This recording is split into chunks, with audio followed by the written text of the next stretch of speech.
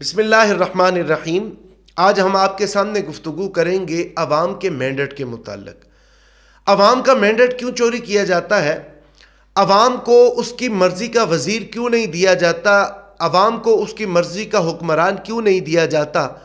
یا اس ملک کو جس طرح عوام چلانا چاہ رہی ہے اس کو کیوں اپنی مرضی کے کسی بھی آدمی کا انتخاب نہیں کرنے دیا جاتا؟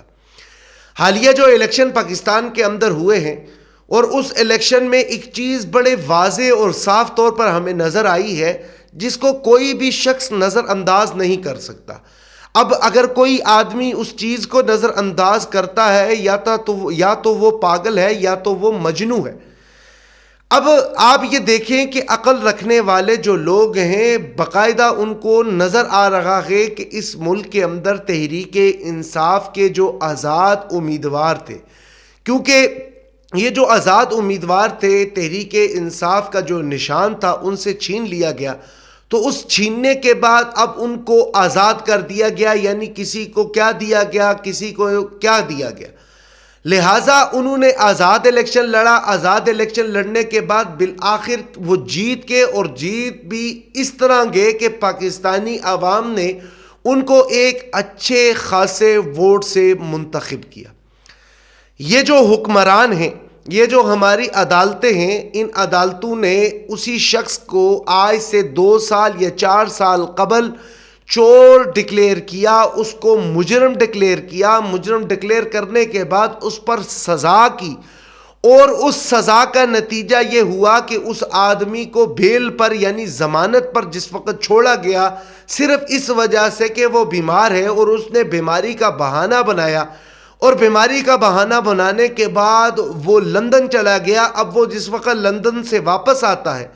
اب اس کے اوپر کوئی کیسز نہیں ہے، وہ چور بھی نہیں ہے، وہ صادق اور امین ٹھہر گیا۔ آپ یہ بتائیں کہ ان عدالتوں کی کارکردگی ہمارے سامنے کیا ہوگی؟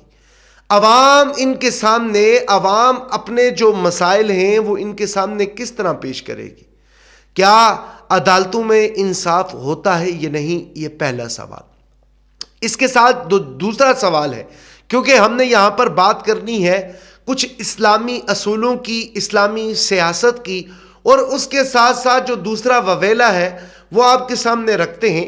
کہ جس طرح آپ نے دیکھا ہوگا کہ جو تحریک انصاف کے آزاد امیدوار ہیں، جس وقت انہوں نے آ کر یہ کہا کہ ہم اتحاد کریں گے، اور اتحاد وحدت المسلمین ایک جماعت ہے اس کے ساتھ اتحاد کریں گے، کیونکہ ان کے پاس کوئی پارٹی نہیں ہے تو لہٰذا ان کے پاس کوئی نشان نہیں ہے، تو یہ نشان تلے آنا چاہتے تھے تاکہ جس کی وجہ سے یہ آگے کا لائے عمل طے کر سکے۔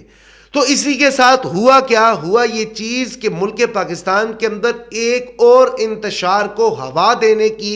کوشش کی گئی، اور وہ ہوا کوئی اور نہیں، وہ وہی ہوا تھی جو 1985 کے اندر یہ کھیل کھیلا جا چکا تھا، یعنی شیعہ اور سنی کی۔ شیعہ اور سنی کو اپنے مد مقابل لانا، شیعہ اور سنی کے فسادات کو بڑھانا، شیعہ اور سنی کو ایک دوسرے کے دست و گریباں کرنا۔ مذہبی کارڈ اس سے پہلے بھی کھیلا جاتا تھا، مذہبی کارڈ اس سے پہلے بھی کھیل چکے ہیں، مذہبی کارڈ سے ان کو پتہ ہے کہ کیا کرنا ہے اور کس طرح کرنا ہے۔ تو لہٰذا جس وقت انہوں نے یہ چیز کہی کہ وحدت المسلمین یعنی پی ٹی آئی یعنی تحریک انصاف کے آزاد امیدوار اب تمام کے تمام شیعہ ہو گئے یا وہ شیعہ گروپ میں شامل ہو گئے، تو اللہ کا کرنا ایسا ہوا کہ یہ بھی ان کا جو ڈھونگ تھا یا جو فساد یہ پھیلانا چاہ رہے تھے وہ بھی بہت زیادہ دیر تک پھیل نہیں سکا۔ تو انہوں نے حکمت عملی بنائی، تو انہوں نے یہ کہا کہ اب ہم سنی اتحاد کے نیچے اپنی پارٹی کو لا رہے ہیں جس میں پاکستان کی تمام عوام متفق ہو۔ اب تیسری بات پھر انہوں نے مولانا فضل الرحمان صاحب کا کھیل کھیلا۔ مولانا فضل الرحمان صاحب کو آپ نے سنا ہوگا، اور یہ حالیہ دنوں کی بات ہے کہ مولانا فضل الرحمان کی بہت ساری باتیں عوام کو بتائی بھی گئی ہیں، اور انہوں نے بڑی کھل کر اسٹیبلشمنٹ پر گفتگو کی ہے، اور انہوں نے یہاں تک بھی کہا ہے کہ انہوں نے ہماری حب الوطنی کا ناجائز فائدہ اٹھایا ہے، اور جو باتیں ہوئی ہیں وہ آن دا ریکارڈ ہیں، آپ میڈیا میں جا کر ان کی گفتگو کو سن سکتے ہیں۔ انہوں نے فضل الرحمان صاحب کے ذریعے میدان عمل کو ایک مرتبہ پھر گرمایا، میدان عمل میں ایک مرتبہ پھر انکشافات کیے، اور ظاہری بات ہے مولانا فضل الرحمان صاحب نے اسٹیبلشمنٹ کو بہت کھری کھری سنا دی۔ اب جس وقت انہوں نے بہت زیادہ کھری کھری سنائی تو اس کے نتیجے میں یہ ہوا کہ آج کل انہوں نے یہ کہا کہ ہم آپ کو بلوچستان کی وزارت اعلیٰ یعنی آپ کی پارٹی کو بلوچستان دے دیں گے۔ مولانا فضل الرحمان یہاں سے پھر خاموش ہو گئے۔ تو اسی کے ساتھ ساتھ آپ نون لیگ کو بھی دیکھ لیں، آپ پیپلز پارٹی کو بھی دیکھ لیں، آپ ایم کیو ایم کو بھی دیکھ لیں، اور بھی دیگر جتنی بھی جماعتیں ہیں، حالیہ الیکشن میں انہوں نے دھاندلی کہاں تک کی، کہاں تک عوام کا مینڈیٹ چرایا، اور کس طریقے سے انہوں نے عوام کے حق میں اپنا چوری اور اپنا ڈاکہ ڈال کر عوام کو روندا۔ یہاں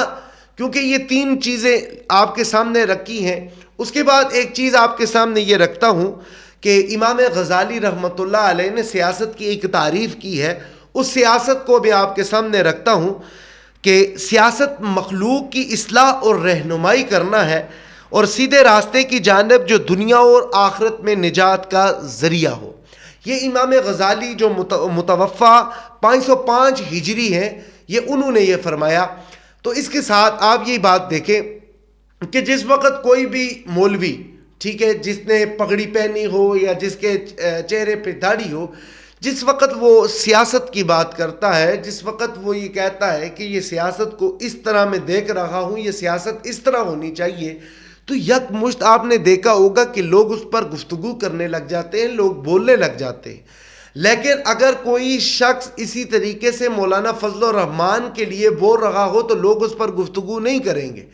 کیوں؟ اس نے پگڑی لگائی ہوئی ہے، داڑھی رکھی ہوئی ہے، اور وہ داڑھی سے مولانا فضل الرحمان کی حمایت کا اعلان کر رہا ہوتا ہے۔ یہاں پر میں کسی کی حمایت کا اعلان نہیں کرتا ہوں، نہ تحریک انصاف کی، نہ نون لیگ کی، نہ پیپلز پارٹی کی، نہ مولانا فضل الرحمان کی جماعت کی،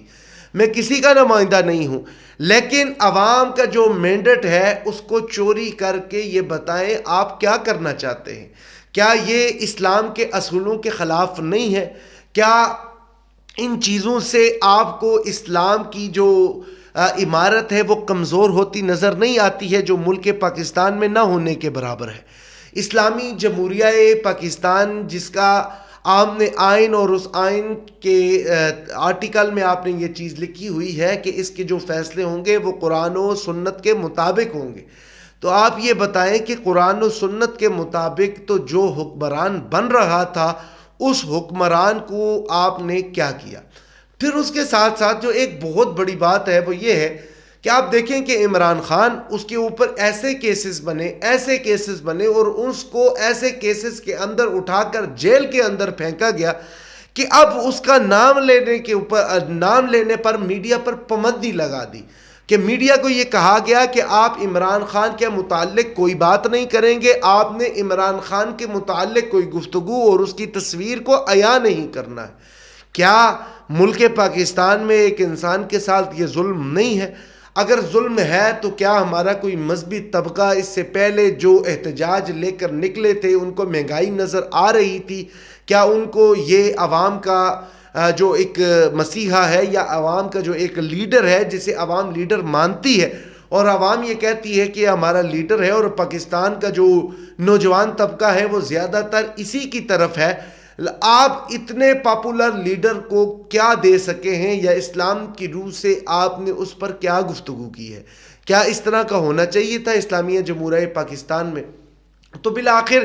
ایک ہی بات اور اس کا نتیجہ یہی نکلتا ہے کہ اس ملک میں خدا کا خوف نہیں ہے، قرآن و سنت کی بات کرنا یہاں پر ممنوع ہو جاتا ہے۔ قرآن و سنت کی بات ہم روزوں پر کریں گے، نمازوں پر کریں گے، سجدوں پر کریں گے، ہمارے ساتھ کوئی بات نہیں کرے گا، کوئی کہے گا ٹھیک ہے جی مولوی صاحب ٹھیک کہہ رہے ہیں۔